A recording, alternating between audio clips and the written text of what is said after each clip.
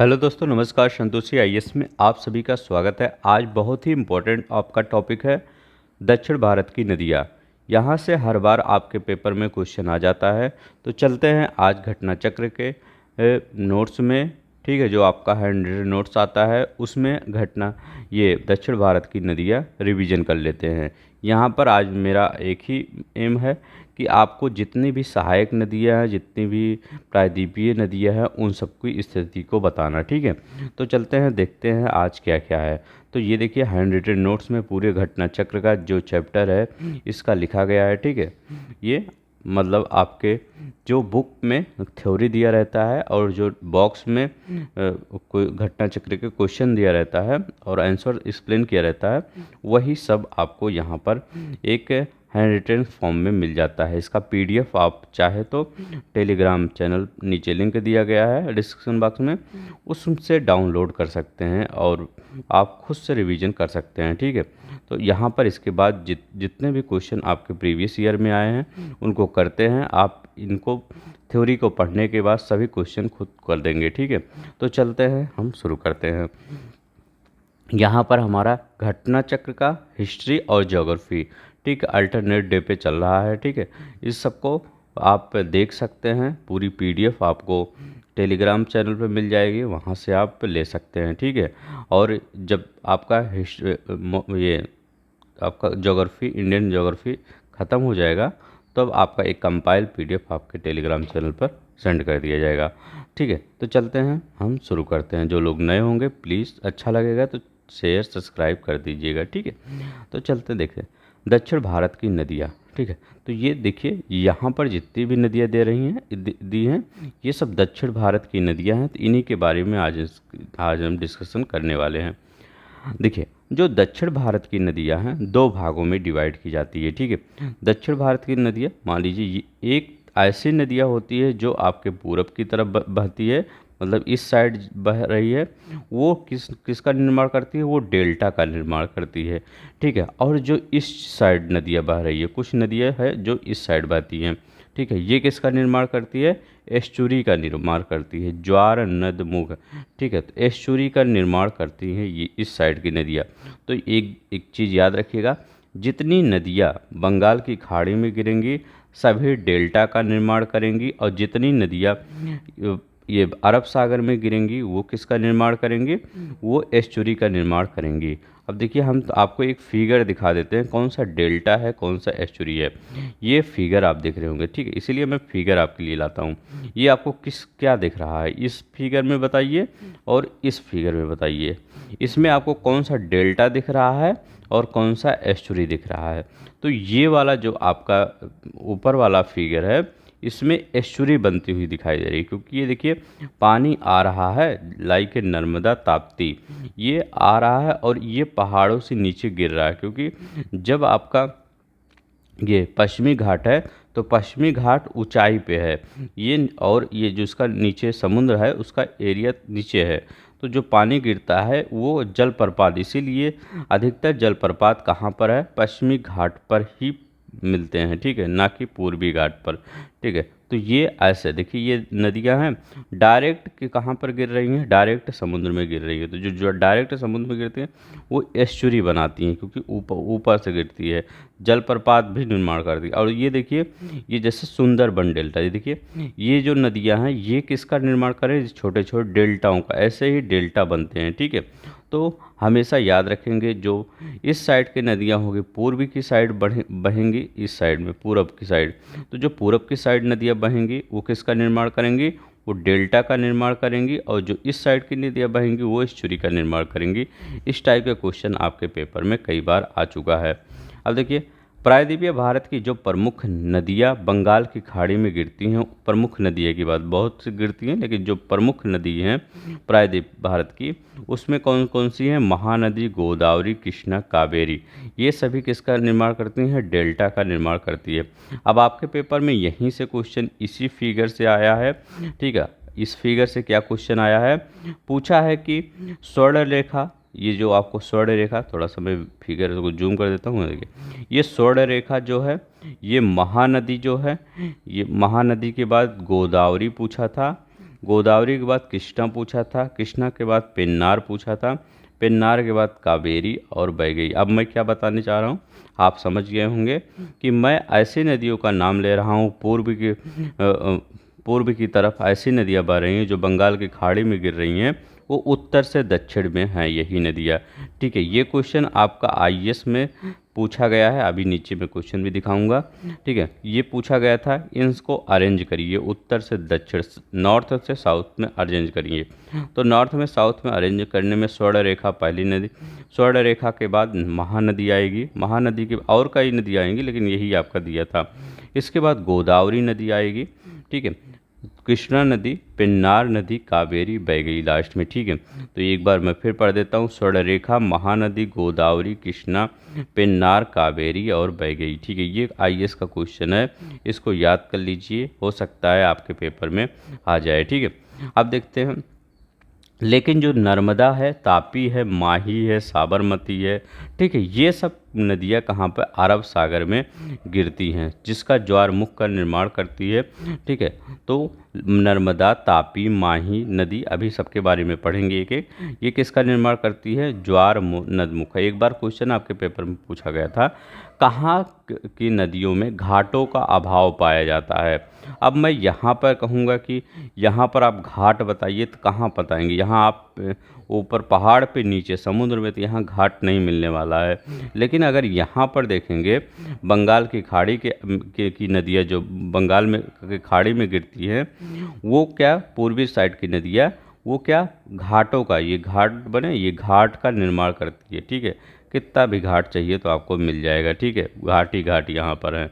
ठीक है, तो जो आपकी नदियाँ पूर्वी की साइड बहती हैं वहाँ पर घाट होती हैं, लेकिन जो पश्चिम की साइड नदियाँ बहती हैं वहाँ पर घाटों का अभाव पाया जाता है। ठीक है, क्या पाया जाता है, क्योंकि ऊंचाई पर है, वो नीचे समुद्र है, तो वहाँ पर घाट कहाँ से मिलेंगे। ठीक है, तो ये क्वेश्चन आपके पेपर में पूछा गया है, किस प्रकार की नदियों में घाटों का अभाव पाया जाता है।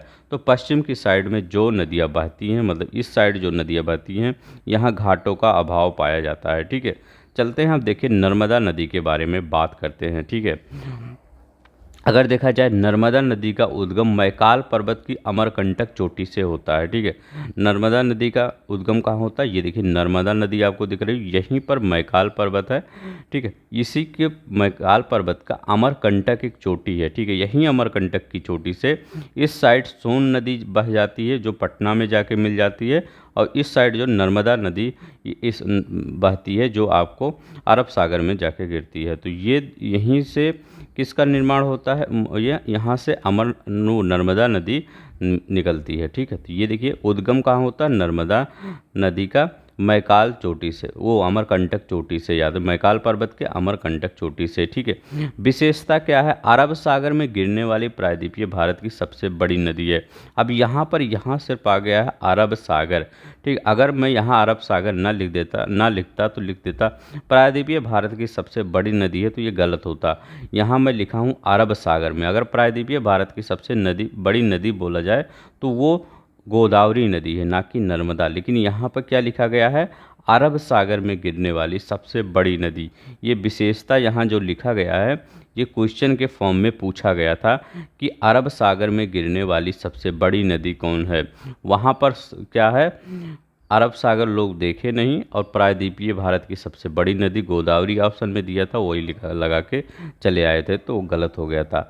यहाँ लिखा गया अरब सागर में गिरने वाली प्रायद्वीपीय भारत की सबसे बड़ी नदी। अब गोदावरी थोड़ी अरब सागर में गिरती है, वो तो जाके बंगाल में गिरती है। तो ये है अरब सागर में गिरने वाली सबसे बड़ी नदी, ये नर्मदा नदी। ठीक है, अब देखते हैं विंध्याचल पर्वत। विंध्याचल पर्वत ऊपर नॉर्थ में पड़ता है, सतपुड़ा पर्वत नीचे आपका साउथ में पड़ता है। सतपुड़ा और विंध्याचल के बीच में यही नर्मदा नदी बहती है। तो क्वेश्चन आपके पेपर में ये ऐसा आया था, कौन सी ऐसी नदी है जो दो पर्वत श्रेणियों के बीच में जाके बहती है। दो पर्वत श्रेणियों के बीच में एक भ्रंश घाटी होती है, उसी में से रिफ्ट वैली। हमेशा याद रखेंगे, जो ये आपका नदी है नर्मदा, ये रिफ्ट वैली में, क्वेश्चन बार बार आया है कि रिफ्ट वैली की नदियाँ कौन सी है। नर्मदा, तापी, बहुत बार आपके क्वेश्चन में दिया। नर्मदा तापी याद रखिएगा रिफ्ट वैली में बहती है। नर्मदा भ्रंश घाटी में। एक देखिए रिफ्ट वैली होता है, एक रिफ्ट वैली होता है, एक रैंप वैली होता है, ठीक है, रैंप वैली। अब रैंप वैली में कौन सी नदी बहती है, तो रैंप वैली में कुछ दूर तक एक नदी है, ब्रह्मपुत्रा नदी, ठीक है, असम में। तो असम में एक रैंप वैली, वहीं पर ब्रह्मपुत्रा नदी रैंप है। तो एक बार क्वेश्चन पूछा गया था आप में कि रैंप वैली में, वहाँ नर्मदा तापी दिया था, लोग नर्मदा तापी लगा के आए थे। रैंप वैली नहीं, नर्मदा और तापी रिफ्ट वैली में बहती हैं। अगर रैंप वैली पूछे तो रैंप वैली में आप क्या क्या क्या बताएंगे कि उसमें ब्रह्मपुत्रा नदी बहती है, ठीक है। अब देखिए तवा नदी जो है इसी नर्मदा नदी की सहायक नदी। ये क्वेश्चन आपके पेपर में आया हुआ है, इसलिए मैंने बॉक्स में कर दिया है, मतलब सभी क्वेश्चन आया है, ये इंपॉर्टेंट हो जाता है। तवा नदी, ठीक है, तवा नदी नर्मदा नदी की सहायक नदी है, ठीक है। देखिए सतपुड़ा पर्वत नीचे है, ऊपर विंध्याचल है, बीच में से नर्मदा नदी भ्रंश घाटी में बह रही है। फिगर दिखा दिए हैं ताकि आपको याद रहे, ठीक है। ये देखिए नर्मदा नदी है। अब देखिए इसकी लंबाई कितनी है, 1312 किलोमीटर। नदी ग्रहण क्षेत्र है 96,796 किलोमीटर, ठीक है, इसका मतलब नदी ग्रहण क्षेत्र है। अब देखिए यहाँ पर जबलपुर के निकट संगमरमर शैलों में नर्मदा नदी गहरे गार्ज में बहती है, जहाँ पर नदी तीव्र ढाल से गिरती है। मैंने कहा है कि जो पश्चिम की साइड है, ये अधिकतर नदियाँ तीव्र ढाल में ही गिरती हैं, इसलिए एस्चुरी बनाती हैं और जलप्रपात का निर्माण करती है। वहाँ पर धुआंधार जलप्रपात का निर्माण करती हैं। तो क्वेश्चन ये भी पूछा गया है कि धुआंधार जलप्रपात का निर्माण किस नदी पर होता है, तो नर्मदा नदी पर धुआंधार जलप्रपात का निर्माण होता है, ठीक है। अब देखिए तापी और ताप्ती नदी, तापी या जिसको ताप्ती नदी बोला जाता है, ये तापी और ताप्ती नदी, इसका उद्गम देखिए जैसे नर्मदा है वैसे ही ये भी है, ठीक है। जब भी आप नर्मदा पढ़िए तब भी आप ताप्ती पढ़िए, ठीक है। इस नदी का उद्गम कहाँ से होता है, बेजुल जिला सतपुरा पहाड़ी एमपी से होता है, ठीक है। कहाँ से, बेजुल जिला सतपुरा पहाड़ी एमपी से। लंबाई 724 किलोमीटर है, ठीक है।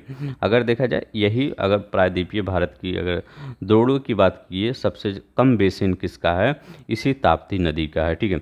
724 किलोमीटर यह मतलब इसकी लंबाई है।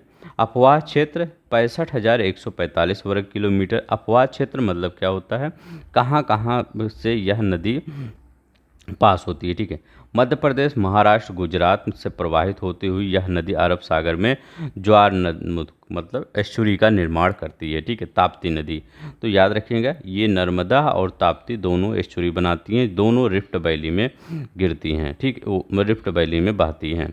गोदावरी नदी सबसे इम्पोर्टेंट नदी है, ठीक है, दक्षिण भारत की सबसे इम्पोर्टेंट, जिससे दक्षिण भारत की गंगा कहा जाता है।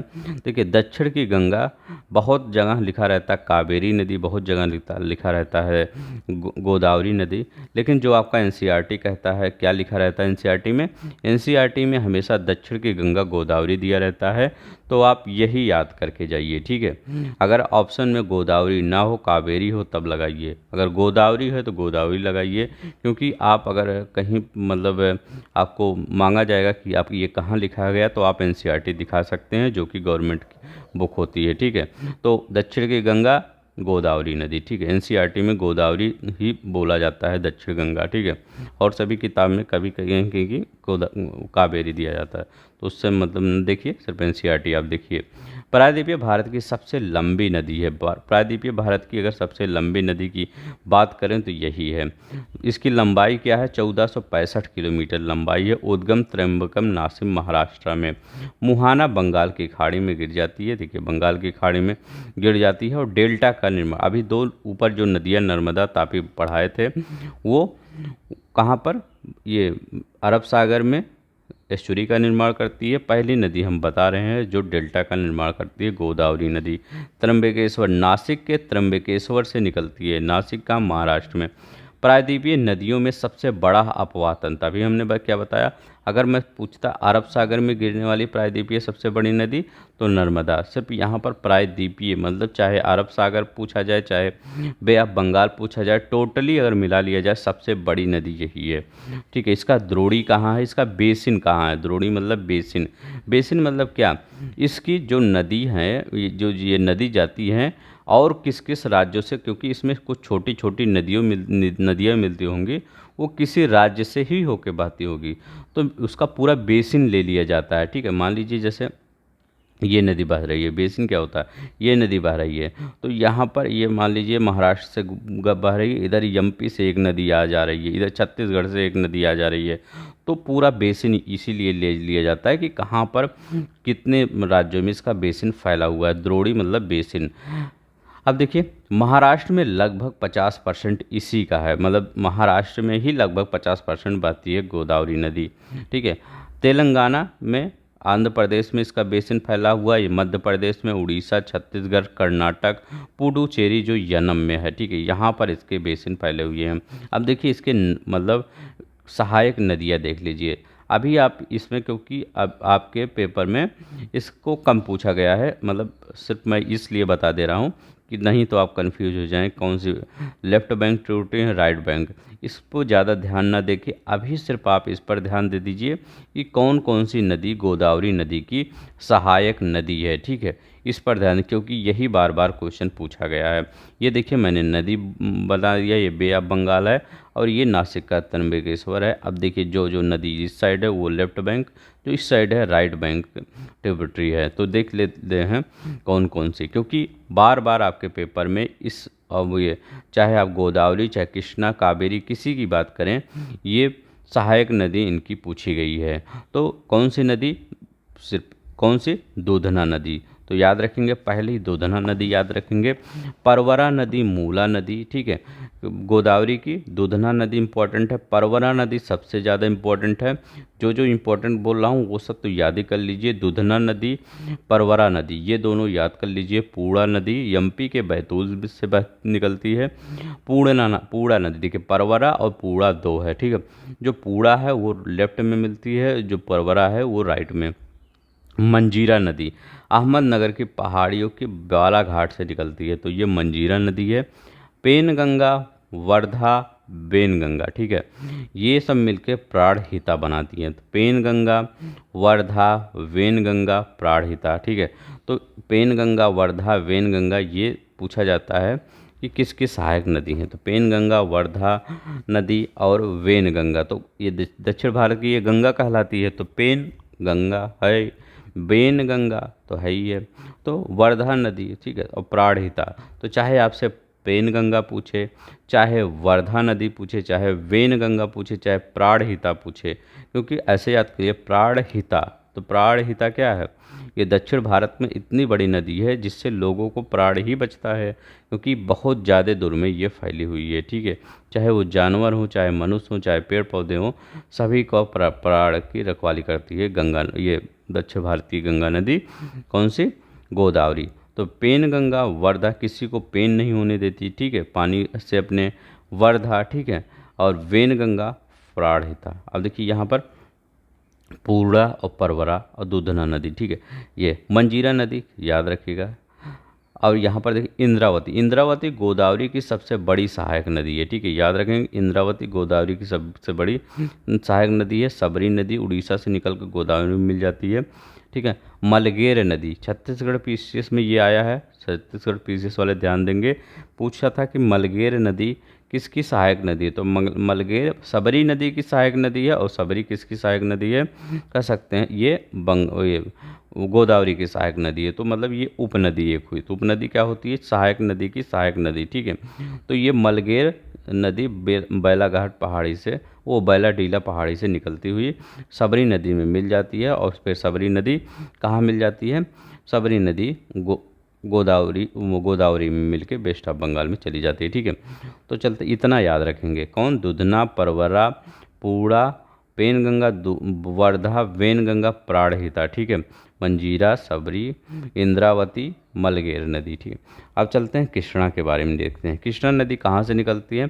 महाबलेश्वर पहाड़ी से निकलती हुई बे ऑफ बंगाल में चली जाती है, ठीक है। तो कहाँ पर? बे ऑफ बंगाल में चली जाती है, महाबलेश्वर पहाड़ी से निकलती है। अब देखिए, महाबलेश्वर पहाड़ी से निकलती है, ये क्वेश्चन पूछा गया, ठीक है, याद रखेंगे। इसकी सहायक नदी कौन सी है? कोयना नदी, वरना नदी, पंचगंगा, घाट प्रभा, माल प्रभा, तुंग और भद्रा जब नदी मिलती है यहाँ पर, तो ये तुंगभद्रा नदी का निर्माण करती है। तो कोयना, वरना, पंचगंगा, घाट प्रभा, माल प्रभा, तुंग और भद्रा, तो ये किसका? तुंगभद्रा बहुत बार पूछा गया है। तुंगभद्रा किसकी सहायक नदी है? तो तुंगभद्रा कृष्णा नदी की सहायक नदी है। तुंगभद्रा याद रख लीजिएगा, घाट प्रभा याद रखिएगा। इस घाट प्रभा वर्धा नदी में कन्फ्यूज न भाई। घाट प्रभा कहाँ पर है? ये घाट प्रभा कृष्णा नदी की, क्योंकि कृष्णा नदी इस साइड बंगाल की खाड़ी में गिरती है, तो वहाँ घाट बनाती है, तो घाट प्रभा याद रखिएगा। पंचगंगा, ठीक है, माल प्रभा, वरना, कोयना, ठीक है, ये याद रखिएगा। यहाँ पर कोयना इंपॉर्टेंट है, पंचगंगा बहुत बार पूछा गया है, ठीक है, कृष्णा नदी। भीमा कई बार पूछा गया है, भीमा, तो भीमा कैसे याद करेंगे? अगर मैं कहूँ भीमा बताइए किसकी सहायक नदी है, तो आप कृष्णा की बताएंगे। कैसे बताएंगे? क्योंकि भीम कहाँ से? ये जब आपका महाभारत चल रहा है तो उसमें भीम थे, तो महाभारत बिना कृष्ण के पूरा थोड़ी होगा, बिना कृष्ण भगवान के थोड़ी पूरा होता है। तो भीम, कृष्णा याद रखिएगा। नॉर्थ हिल, डोनी नदी पूछा जाता है, डोनी नदी बहुत नहीं पूछा गया है, याद रखिएगा। डिंडी नदी, मूसी नदी, मुनेरू नदी, ठीक है। तो ये सब किसकी है? कृष्णा की सहायक नदी, मुनेरू, ठीक है, मुनेरू कृष्णा की सहायक नदी है। तो इसमें कौन कौन सा? पंचगंगा इंपॉर्टेंट है, घाट प्रभा इंपॉर्टेंट है, तुंगभद्रा इंपॉर्टेंट है, और ये कौन सा? भीमा नदी इंपॉर्टेंट है। ये चार तो आप मत भूलिएगा, चाहे सब भूल जाइएगा, कोयना भी याद रख लीजिएगा, ठीक है। तो पंचगंगा, घाट प्रभा, माल प्रभा, तुंगभद्रा, भीमा, ठीक है, ये इंपॉर्टेंट है। मूसी भी याद रखिएगा, मूसी, ठीक है, मूसी के किनारे कौन सा बसा है? हैदराबाद बसा है क्या? तो मूसी नदी के मूसी भी इसी में आके मिल जाती है। अब देखिए, द्रोणी, इसका बेसिन कहाँ कहाँ पर है कृष्णा नदी का? तो कृष्णा नदी का कुछ फिगर है, अच्छा कावेरी का है। कृष्णा नदी का बेसिन कहाँ? महाराष्ट्र, कर्नाटक, तेलंगाना, आंध्र प्रदेश में इसका बेसिन है। कृष्णा नदी जल विवाद बहुत बार पूछा गया, किस किस नदी के बीच में है? आंध्र प्रदेश, कर्नाटका, महाराष्ट्र। अब तो जब ये क्वेश्चन पूछा गया, तो अब तो क्योंकि अब इसका आंध्र प्रदेश का डिवीज़न तेलंगाना में हो गया है, तो उसको तेलंगाना भी कर सकते हैं, ठीक है, यहाँ पर अगर ऑप्शन में हो। तो आंध्र प्रदेश, कर्नाटका, महाराष्ट्र राज्यों के बीच कृष्णा नदी जल विवाद है, बहुत बार चर्चा में रहता है, ठीक है। किसका? आंध्र प्रदेश, कर्नाटक और महाराष्ट्र, ठीक है, इन नदियों के बीच। कैसे? क्योंकि जैसे मान लीजिए ये इंडिया का मैप है, तो महाराष्ट्र से निकल रही है ऐसे, तो ये कर्नाटक में भी जा रही है, कर्नाटक में जा रही है, तो कर्नाटक वाले सोचते हैं हमको कितना पानी चाहिए, तेलंगाना में, आंध्र प्रदेश में, ठीक है। तो लास्ट में जो आंध्र प्रदेश में जाती है, तो पानी थोड़ा सा बीच में अगर डैम वैम बना दिया जाता तो कम हो जाता, तो इसीलिए विवाद बढ़ता जाता है, ठीक है। तो आंध्र प्रदेश, कर्नाटक, महाराष्ट्र सब सोचते हैं हमको ज़्यादा पानी मिले, सभी राज्य सोचते हैं, ठीक है। अब देखिए, महानदी के बारे में कुछ नहीं पूछा जाता, सबसे ज़्यादा यही पूछा जाता है, इसकी सहायक नदियाँ बहुत इंपॉर्टेंट है। जोंक, तो ये एग्जामिनर का फेवरेट क्वेश्चन है कि जोंक नदी, जोंक देखे होंगे, तालाबों में होता है एक जोंक, ठीक है, जो ये बॉडी में आपके, जैसे कभी तालाब में बचपन में गए होंगे, थोड़ा सा ये लाइक स्विमिंग पूल, अब तो सब स्विमिंग पूल में जाते हैं, पहले प्राकृतिक तालाब में जाया जाता था, ठीक है, वो उसका अलग ही क्रेज रहता था, ठीक है। तो क्या होता था, उसमें जोक होता था, ठीक है, या धान की जब बुआई चलती है, अभी समय धान की बुआई क्या वो मतलब जो उसका वो अंदर किया जाता है पेड़ का, वो पौधे का, ठीक है, तो उसका जो आप देखे होंगे राहुल गांधी जी उसमें बैठा रहे थे, ठीक है। तो धान की जो बैठवाई होती है, उसमें क्या होता है, वो उसमें भी लोग जब काम करते हैं तो जो को फंस जाते हैं शरीर बॉडी में, ठीक है। तो क्या करते हैं, वो आपके खून को, ब्लड को मतलब थोड़ा थोड़ा लेते रहते हैं, ठीक है। तो यहाँ पर याद रखिएगा, शिवनाथ, हसदेव, ईव और तेल और जोग के बारे में इतना बता दिया हूँ, तब को याद ही हो जाएगा। फिर सिर्फ याद रखिएगा, महानदी की सहायक नदी है, ठीक है। जोग, तेल नदी भी महानदी की सहायक नदी, ईब, हसदेव, शिवनाथ, ये याद रखेंगे, बहुत इंपॉर्टेंट है। इन नदी को अगर याद रखेंगे, शिवनाथ, हसदेव, ईब, तेल, जोग, कोई ऐसी नदी नहीं है जो आपके पेपर में बार बार नहीं पूछी गई है, बार बार पूछा गया है, ठीक है। यही सहायक नदी। तो अगर आप महानदी के बारे में कुछ नहीं याद करते हैं तो सिर्फ इतना याद रखिएगा, इसकी सहायक नदी कौन कौन सी है, ठीक है। अब देखिए, मध्य पूर्व भारत की यह नदी है। मध्य पूर्व मतलब यहाँ ये मध्य भारत है, यहीं उड़ीसा है, छत्तीसगढ़ है, यहीं छत्तीसगढ़ से निकलते उड़ीसा से होते हुए बे ऑफ बंगाल, पारादीप है ना, वहीं पर समाप्त हो जाती है, मुहाना इसका है उद्गम। पारादीप जो बंदरगाह है, छत्तीसगढ़ के सिहवा पहाड़ी से निकलकर पूर्व की ओर बहती है। किससे? छत्तीसगढ़ के सिहवा पहाड़ी से होकर पूर्व की ओर 851 किलोमीटर लंबी यह नदी है। छत्तीसगढ़ उड़ीसा में प्रवाहित होती है। मुहाना पारादीप के पास बंगाल की खाड़ी में यह मिल जाती है। कहाँ पर? पारादीप के पास बंगाल की खाड़ी में मिल जाती है। अब देखिए, कावेरी नदी, यहाँ पर ये याद रखिएगा, ठीक है।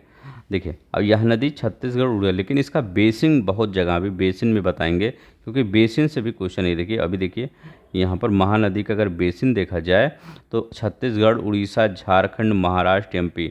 अब देखिए, झारखंड, महाराष्ट्र, एमपी यहाँ पर डायरेक्ट तो नहीं बहती, लेकिन यहाँ से जो नदियाँ छोटी छोटी आती है वो इसमें महानदी में मिल जाती है, इसलिए इसका बेसिन विस्तार बहुत बड़ा हो जाता है, ठीक है।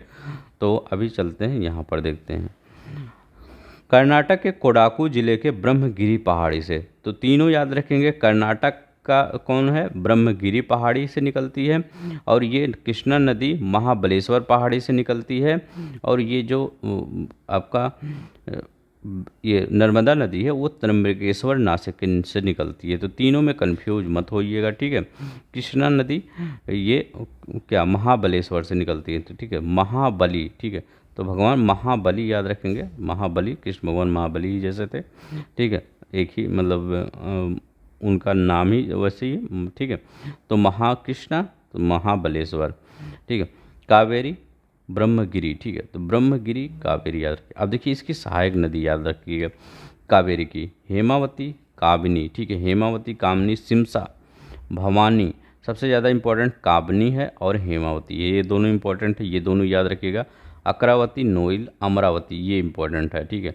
तो ये याद है, ये जब 1 2 3 और ये चक्रावती, ये वाला याद रखिएगा, ये इंपॉर्टेंट है। हेमावती, काबनी, भवानी, सिमसा, नोइल, अक्रावती, अमरावती, ये किसकी सहायक नदी है?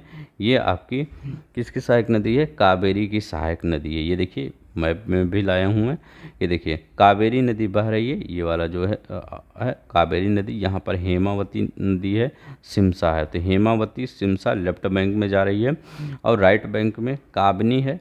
मैं राइट लेफ्ट इसलिए ज़्यादा नहीं बता रहा हूँ क्योंकि अभी राइट लेफ्ट की अगर बताने लगूँगा तो आप सहायक नदी भूल जाएंगे, तो इसलिए अभी क्या करिए, प्रेजेंट टाइम में आप पहले पूरी सहायक नदी याद कर लीजिए, ठीक है।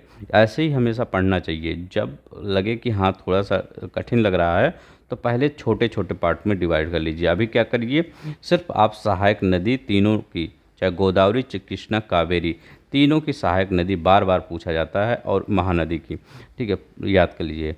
भवानी, नोइल, अमरावती, ठीक है, ये किसकी? कावेरी की। काबनी, भवानी, नोइल, अमरावती, हेमावती, सिमसा कावेरी की सहायक नदी है। अब देखिए, एक बार क्वेश्चन आपके पेपर में पूछा गया था, यही क्वेश्चन, कुछ नहीं क्वेश्चन, एकदम सिंपल ही क्वेश्चन था, बीपीएससी में पूछा गया था ये क्वेश्चन। बीपीएससी वाले जान लीजिए, यही क्वेश्चन आपके पेपर में पूछा गया था कि ये जो कावेरी नदी है ये किन किन राज्यों से होकर गुजरती है। तो कावेरी नदी किन की? ये देखिए, ये कौन सा दिख रहा है? ये कर्नाटक का दिख रहा है, ये केरला का। इसका मतलब बेसिन पूछा था कि किन किन राज्यों में इसका बेसिन पड़ता है। तो कर्नाटक, केरला और तमिलनाडु, तीन ही राज्यों में इसका बेसिन पड़ता है, ठीक है। किसके? ये देखिए, कर्नाटक, नीचे इधर केरला, इधर तमिलनाडु में इसका बेसिन पड़ता है। तो देखते हैं ये, ठीक है। कावेरी नदी पर कौन सा शिव समुद्रम जलप्रपात है? इंपॉर्टेंट है, बहुत इंपॉर्टेंट है। कावेरी नदी पर शिव समुद्रम जलप्रपात है, ठीक है। अभी हम किस पे? धुआंधार जलप्रपात कहाँ पड़े थे? नर्मदा नदी पर, ठीक है। अब देखिए, जबलपुर के आसपास। कावेरी नदी कर्नाटक, केरल, तमिलनाडु, ठीक, कर्नाटक, केरल, तमिलनाडु से होकर गुजरती है, ठीक है, याद रखेंगे। कर्नाटक, केरल, बीपीएससी 1997 में आया हुआ है। अब देखिए, गोदावरी नदी। गोदावरी नदी नदियों की लंबाई, ये आईएएस 2003 में क्वेश्चन आया हुआ था। देखिए नदियों की लंबाई के देखा जाए तो गोदावरी की सबसे बड़ी, मतलब गोदावरी सबसे बड़ी लंबी नदी है, 1465 किलोमीटर। इसके बाद कृष्णा सिर्फ 65 किलोमीटर का अंतर है, ठीक है। इसका ताज छिन गया सिर्फ 65 किलोमीटर से। जैसे नेता होते हैं, सिर्फ 200-400 अगर वोट से हार जाएं या 45-50 वोट से हार जाएं, ठीक है, तो हार होती है, ठीक है। या आप ही का नंबर एक नंबर से गिरे या 10 नंबर से, वो तो ठीक है, लेकिन आप इतना अच्छा पढ़ रहे हैं, गिरेंगे नहीं, इस सिर्फ आप पढ़ते रहिए बस। गोदावरी सबसे बड़ी, कृष्णा 1400 किलोमीटर, नर्मदा नदी इसके बाद 1312 किलोमीटर है, महानदी 851 किलोमीटर लंबी है, ताप्ती 724 किलोमीटर, ठीक है। तो याद रखिएगा, ये लंबाई पर पूछ रहा है, बेसिन में अलग हो जाता है। जैसे यहाँ पर ये क्वेश्चन पूछा गया था बार बार। अब देखिए यहाँ पर अगर नर्मदा नदी का बेसिन देखा जाए तो इतना है, और अगर महानदी का बेसिन दिया जाए तो 1,41,000 पहुँच जाता है। और यहाँ लंबाई देखा जाए तो लंबाई नर्मदा नदी की ज़्यादा है और बेसिन इसका, मतलब लंबाई इसका कम है। तो हमेशा बेसिन और लंबाई में देखिए, अंतर देखिएगा, नहीं तो आप बेसिन का वही वाला क्वेश्चन लंबाई में लगा दीजिए। लंबाई अलग चीज़ें होती हैं, ठीक है, वो बेसिन अलग चीज़ें होती हैं। तो नर्मदा मतलब लंबाई के अगर कलम में देखा जाए तो गोदावरी की मतलब एक मेन नदी जो है वो कहाँ से कहाँ तक कितनी दूर तक फैली है, चाहे ये इस साइड जा रही है कोई नदी, चाहे इस साइड जा रही है, मेन नदी कितनी दूर तक फैली हुई है वो होती है नदी की लंबाई। तो 1465, कृष्णा 1400, नर्मदा 1352 और महानदी 851, ताप्ती 724 किलोमीटर। आईएएस 2003 में क्वेश्चन आया हुआ है। अब देखिए जो हमने ऊपर क्वेश्चन बताया था वही क्वेश्चन यहाँ पर है। पूछा गया था ये उत्तर से दक्षिण के क्रम में कौन सा नदी है।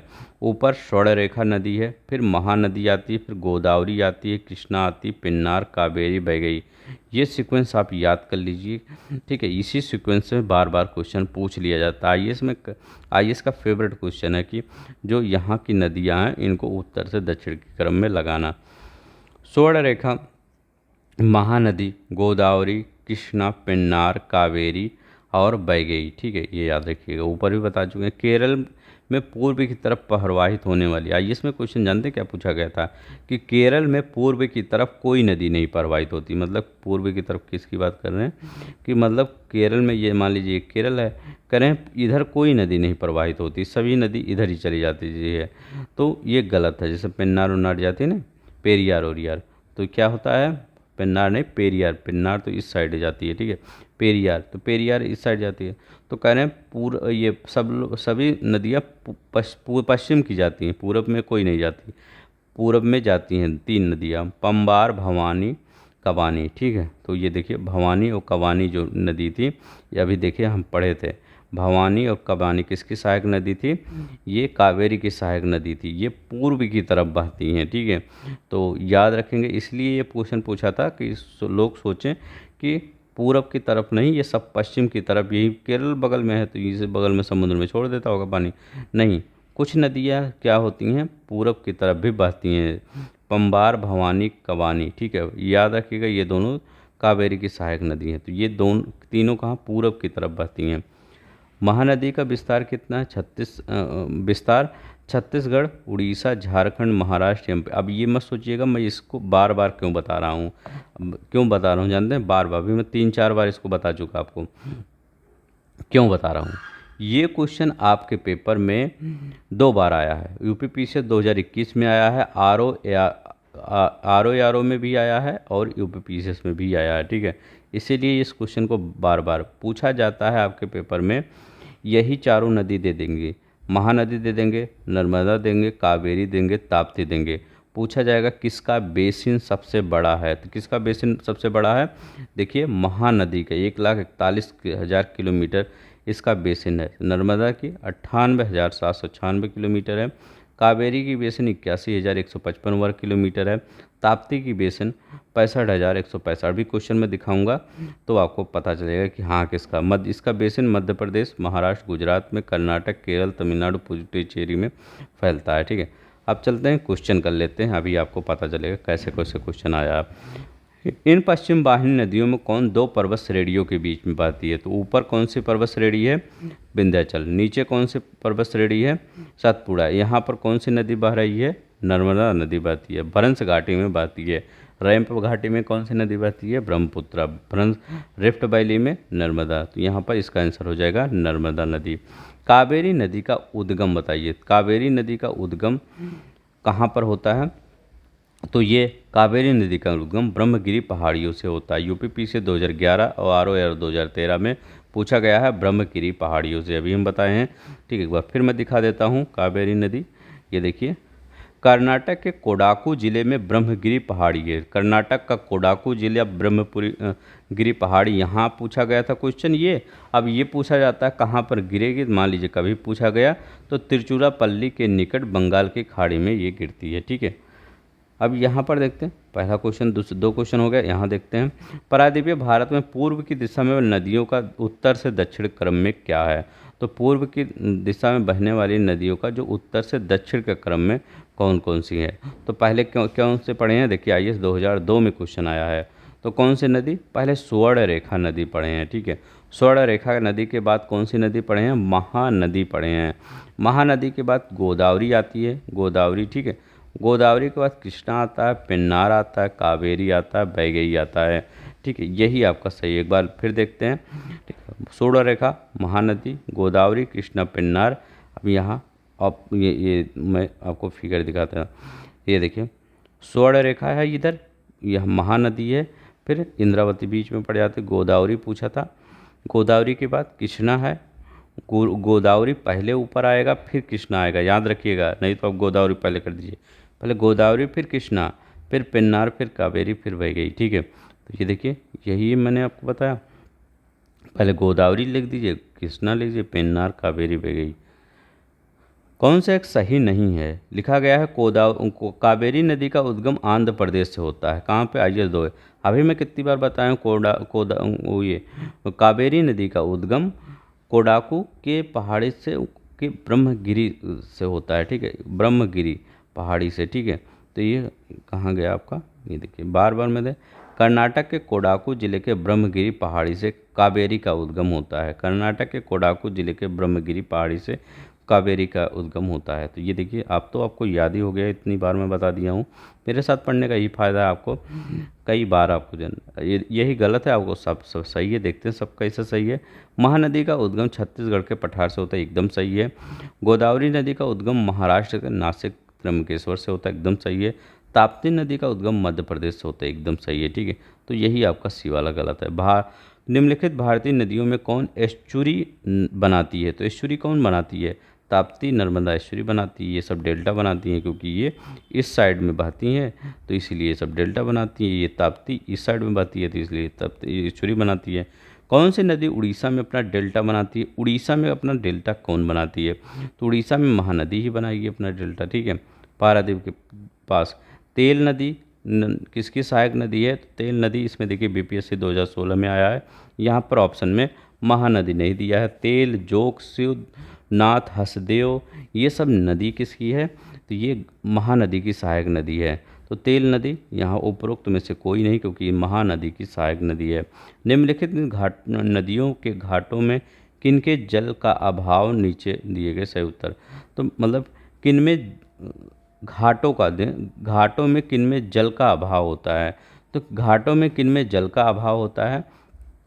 तो ये अगर देखा जाए तो साबरमती और आपका ताप्ती नदी। ठीक है, साबरमती और ताप्ती।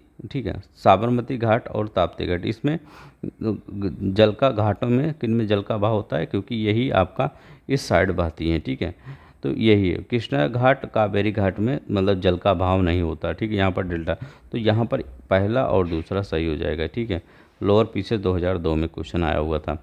अब यहाँ देखिए, केरल में पूर्व की ओर प्रवाहित होने वाली नदियाँ नहीं हैं, तो अभी बता रहे थे करें इस साइड, तो अभी हम कहें भवानी, कामनी, ये सब पढ़े ही हैं, तो ये गलत हो जाएगा। मध्य प्रदेश में पश्चिम की ओर प्रवाहित होने वाली नदी नहीं है।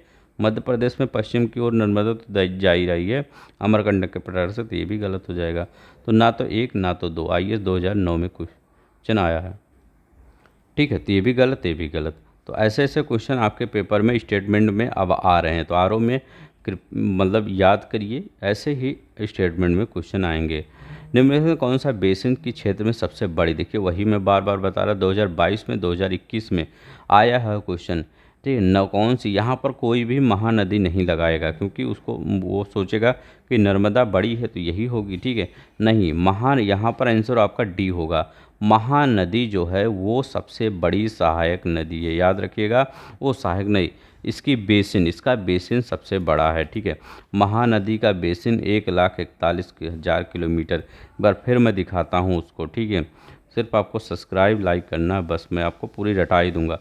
अब देखिए बेसिन देख लीजिए, महानदी के 1,41,000 किलोमीटर, नर्मदा का 98,000, कावेरी का 81,000, ताप्ती का 65,000। ठीक है, तो देखिए सबसे बड़ा बेसिन किसका है, तो सबसे बड़ा बेसिन है अगर उसी चारों नदियों में देखा जाए। ठीक है, यहाँ गोदावरी की बात नहीं हो रही है, यहाँ पर सबसे बड़ी बेसिन महानदी की है। ठीक है, नर्मदा, ताप्ती, कावेरी और महानदी में सबसे बड़ा बेसिन किसका है, ये महानदी का है। दोनों याद रखिएगा, हो सकता है इस बार भी आपके बार क्वेश्चन ये आ जाए। ठीक है, भारत की सबसे लंबी प्रायद्वीपीय नदी कौन सी है, तो भारत की सबसे लंबी गोदावरी है।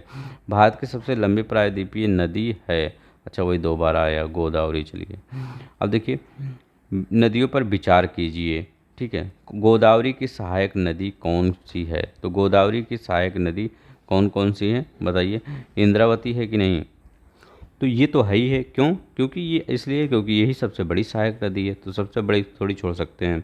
इंद्रावती और प्राणहिता ये गोदावरी की सहायक नदी है। ठीक, गोदावरी की सहायक नदी 2 और 3। ठीक है, तो गोदावरी की सहायक नदी कौन सी, अच्छा 2 3 है, ठीक है तो है, ये देखिए 2 और 3। बंसधारा, पेन्नार ये भी दक्षिण भारत की नदियां हैं, लेकिन क्या है, ये गोदावरी की सहायक नदी नहीं है।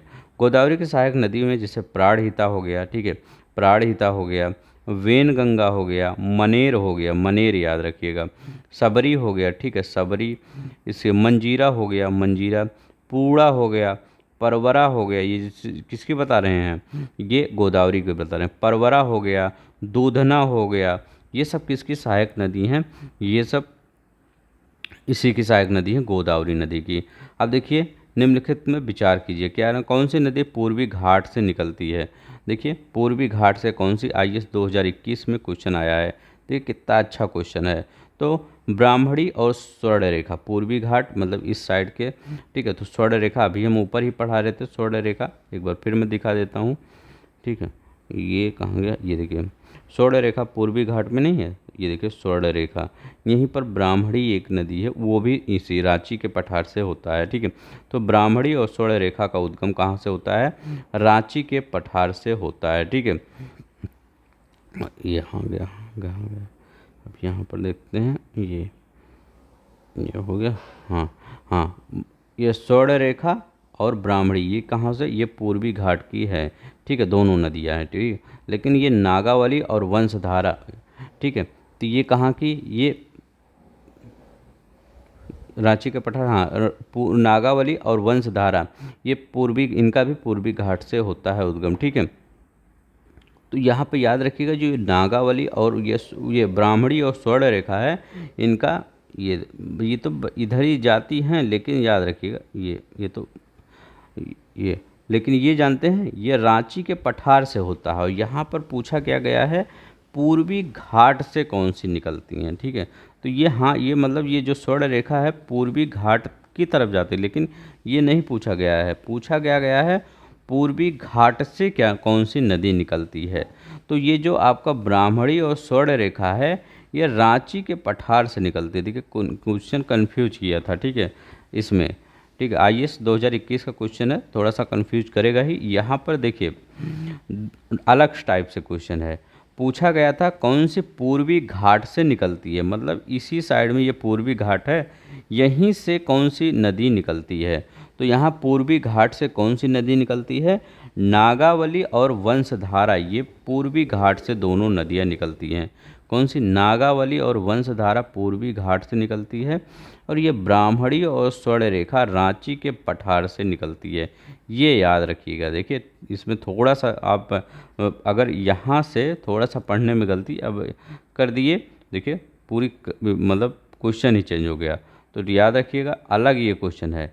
पूछा जाएगा कि पूर्वी घाट से, क्योंकि ये पूर्वी घाट इस साइड है, पूछा जाएगा इस साइड से कौन सी नदियाँ पूर्वी घाट से निकलती हैं।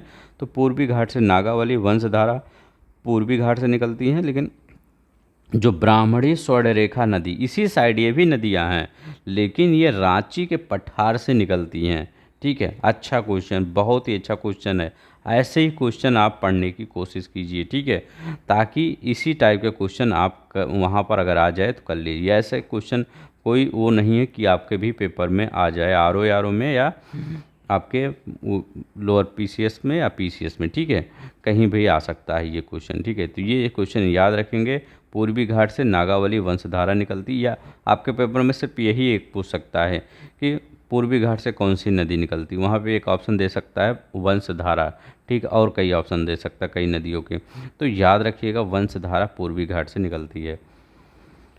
मलगेर नदी का उद्गम कहाँ है? तो मलगेर नदी का उद्गम बैलाडीला पहाड़ी पर अभी हम बताए थे। ये कहाँ पर मिलती है? सबरी नदी में जाके मिल जाती है। ठीक है, छत्तीसगढ़ पीसीएस में आया है, इम्पॉर्टेंट है छत्तीसगढ़ वाले जो पेपर पे देने वाले हैं। तवा किस नदी की? तो नर्मदा नदी की सहायक नदी कौन सी है? तवा है। याद रखेंगे, नर्मदा की सहायक नदी तवा है। बस इतना ही था। ठीक है, तो आप देखिएगा, हर क्वेश्चन को ध्यान से पढ़िए, नहीं तो जैसे अभी गलत हो रहा था ऐसे वहाँ भी गलत होने का चांस होता है। ठीक है, वहाँ तो और होता है, क्योंकि वहाँ पर टेंशन कुछ ज़्यादा ही होती है। ठीक है, तो याद रखेंगे। आज के लिए बस इतना ही। अगर आपको अच्छा लगेगा तो पूरा हमारे साथ घटना चक्र ऐसे ही 100 नोट्स में पढ़ना होगा पीडीएफ के साथ। ठीक है, तो आप चैनल को सब्सक्राइब लाइक कर दीजिएगा, शेयर भी कर दिया करिए थोड़ा सा, अगर मैं लगे कि मैं थोड़ा सा मेहनत करता हूँ आपके साथ। ठीक है, तो धन्यवाद, नमस्कार, जय हिंद, जय भारत।